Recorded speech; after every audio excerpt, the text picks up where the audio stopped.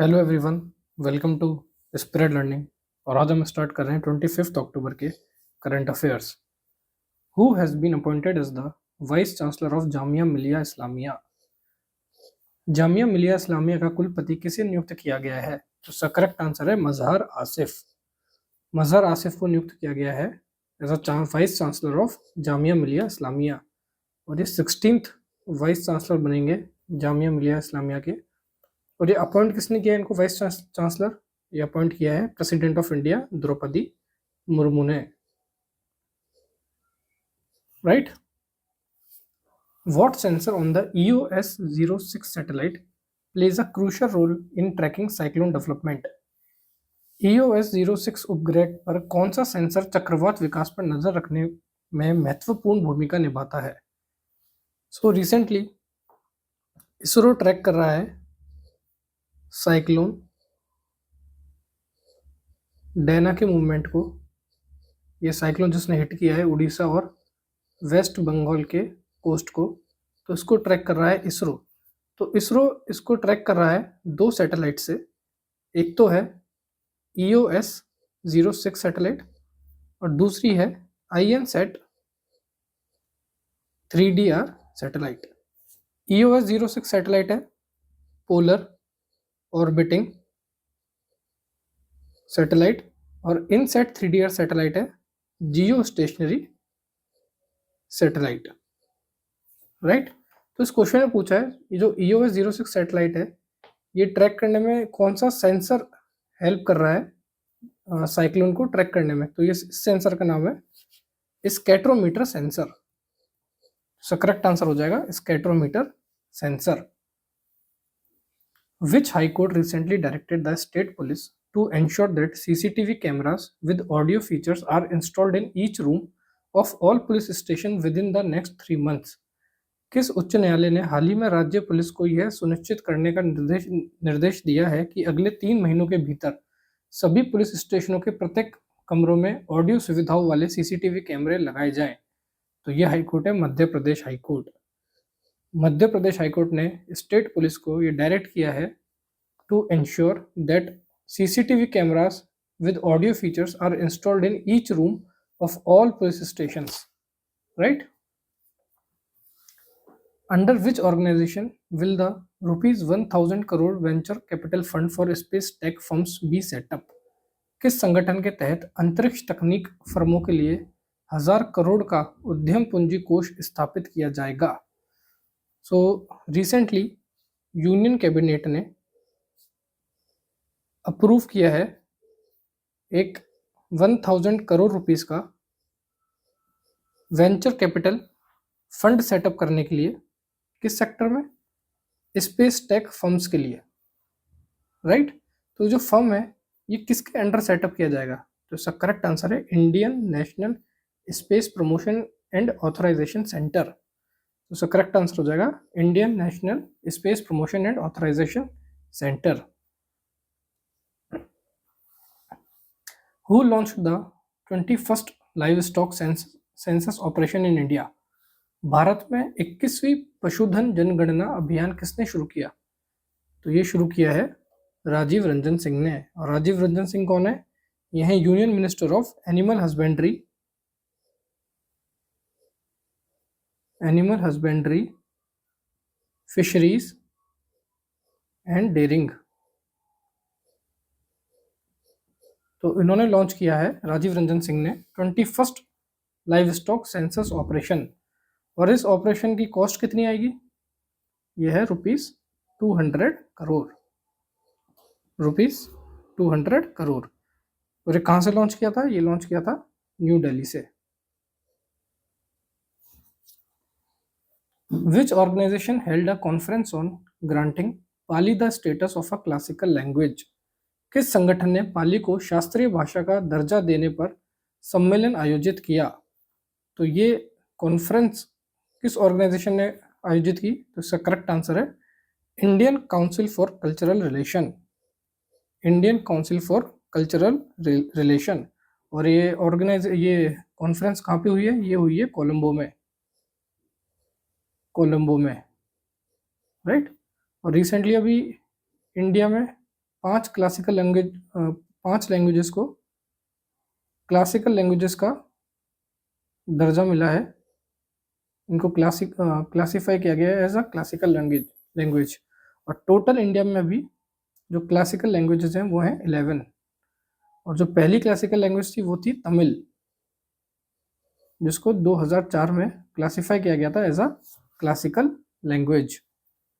तो आपको इसमें ये ध्यान रखना है कि Indian council of cultural relation ने अभी एक कॉन्फ्रेंस ऑर्गेनाइज की है on granting Pali the status of classical language.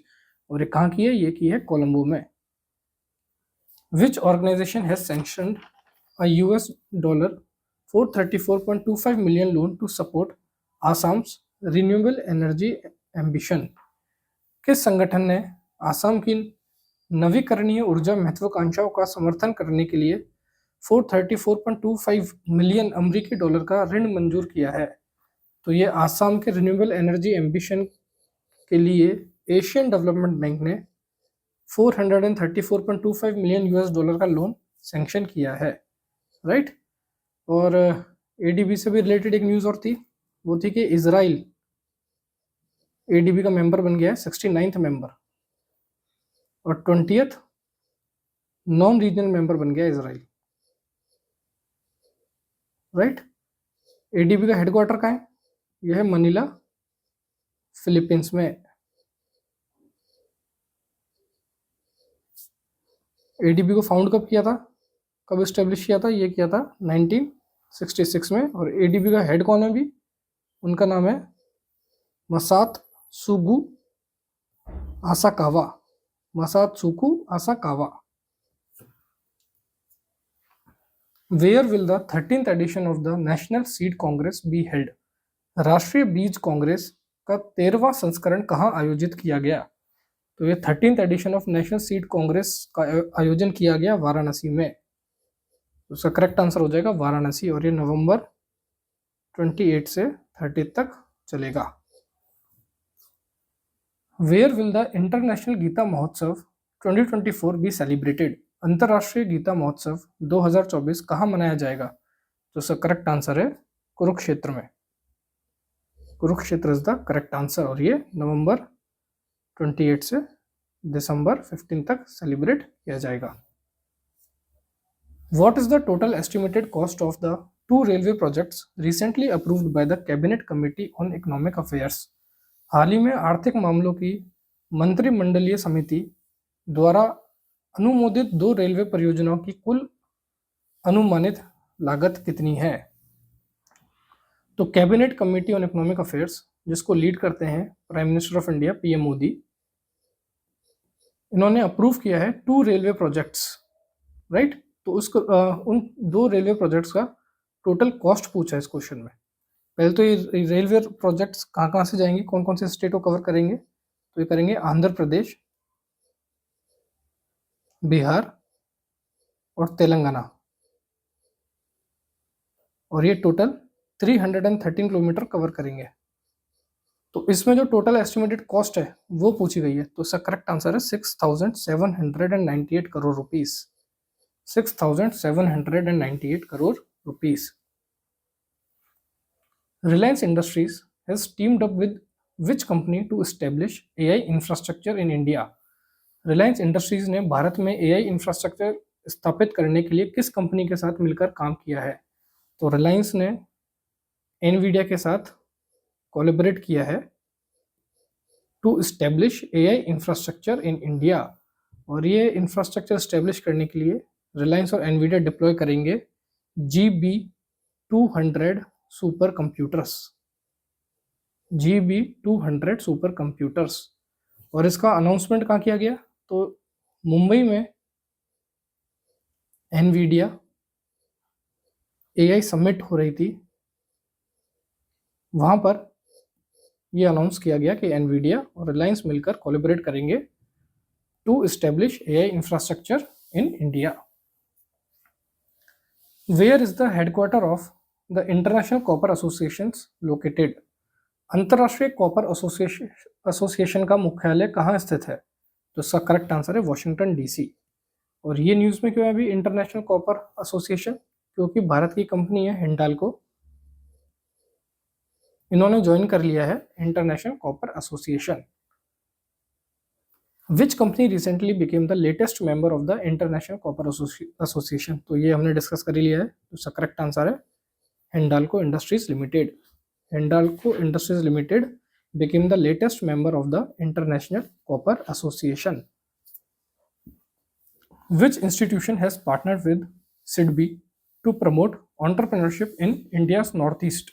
Bharat के पूर्वोत्तर में उद्यमशीलता को बढ़ावा देने के लिए किस संस्थान ने सिडबी के साथ साझेदारी की है? तो सिडबी के साथ कोलैबोरेट किया है IIM शिलोंग ने to promote entrepreneurship in India's north east. SIDBI की फुल फॉर्म क्या है? सिडबी की फुल फॉर्म है small industries development bank of India. और सिडबी का हेडक्वार्टर कहाँ है? सिडबी का हेडक्वार्टर है लखनऊ में। सिडबी का हेडक्वार्टर है लखनऊ में। तो सिडबी पार्टनरशिप कर रहा है IIM शिलोंग के साथ to promote entrepreneurship in India's north east. Who has been appointed as the next ambassador of India to the kingdom of Sweden? Sweden में भारत का अगला राजदूत किसे नियुक्त किया गया है? तो इसका करेक्ट आंसर है डॉक्टर नीना मल्होत्रा। डॉक्टर नीना मल्होत्रा को अपॉइंट किया गया है as the next ambassador of India to the kingdom of Sweden. Sweden की कैपिटल क्या है? स्वीडन की कैपिटल है स्टॉकहोम। स्टॉकहोम। और स्वीडन की करेंसी क्या है? स्वीडन की करेंसी है Swedish krona. Swedish krona. Who won the European Union's Sakharov Prize in 2024? 2024 में यूरोपीय संघ का सखारोव पुरस्कार किसने जीता? तो ये जीता है Maria Corina Machado and Edmundo Gonzalez Urrutia. और ये दोनों कौन है? ये दोनों वेनेजुएला के अपोजिशन लीडर्स हैं। वेनेजुएला कंट्री के अपोजिशन लीडर्स हैं जिनको मिला है European Union Sakharov Prize, right. और ये यूरोपियन यूनियन सखारोव प्राइज किसने दिया है? ये दिया है यूरोपियन पार्लियामेंट ने। यूरोपियन पार्लियामेंट ने। और यूरोपियन पार्लियामेंट के प्रेसिडेंट कौन है अभी? इनका नाम है Roberta Metsola. Roberta Metsola. Which prestigious international recognition did Rani Rampal receive in 2019? Rani Rampal को 2019 में कौन सी प्रतिष्ठित अंतर्राष्ट्रीय मान्यता मिली? तो रानी रामपाल अभी न्यूज में क्यों है? क्योंकि पहले तो रानी रामपाल कौन है? ये इंडिया की पूर्व फीमेल हॉकी कैप्टन रह चुकी हैं। इंडियन वुमेन हॉकी टीम की कैप्टन रह चुकी हैं। तो इन्होंने अभी अपना रिटायरमेंट अनाउंस किया है। तो रानी रामपाल से रिलेटेड एक क्वेश्चन है कि इनको 2019 में कौन सा प्रेस्टिजियस इंटरनेशनल रिकॉग्निशन मिला था? तो इनको 2019 में world games athlete of the year से सम्मानित किया गया था। और रानी रामपाल को पद्मश्री भी मिला था 2020 में। और 2020 में ही मेजर ध्यानचंद खेल रत्न से भी रानी रामपाल को सम्मानित किया गया था। और रानी रामपाल की कैप्टनसी में टोक्यो 2020 ओलंपिक्स में Indian female hockey team 4th place पर आई थी, right. Which year will Maria Sharapova and the Bryan brothers be inducted into the international tennis hall of fame? Maria Sharapova और ब्रायन बंधुओं को किस वर्ष में अंतर्राष्ट्रीय टेनिस हॉल ऑफ फेम में शामिल किया जाएगा? तो मारिया शरापोवा और ब्रायन ब्रदर्स को, ब्रायन ब्रदर्स में ये बॉब एंड माइक ब्रायन, इनको 2025 में international tennis hall of fame में इंडक्ट किया जाएगा। Where was the inaugural maritime partnership exercise MPX between the Indian navy and German navy held? भारतीय नौसेना और जर्मन नौसेना के बीच पहला समुद्री साझेदारी अभ्यास कहाँ आयोजित किया गया? तो ये इंडियन नेवी और जर्मन नेवी के बीच जो पहला मैरीटाइम पार्टनरशिप एक्सरसाइज थी, ये ऑर्गेनाइज की गई बे ऑफ बंगाल में। Bay of Bengal is the correct answer. और इसमें जो इंडियन नेवल का जो वेसल यूज हुआ जिसने पार्टिसिपेट किया उसका नाम था INS दिल्ली।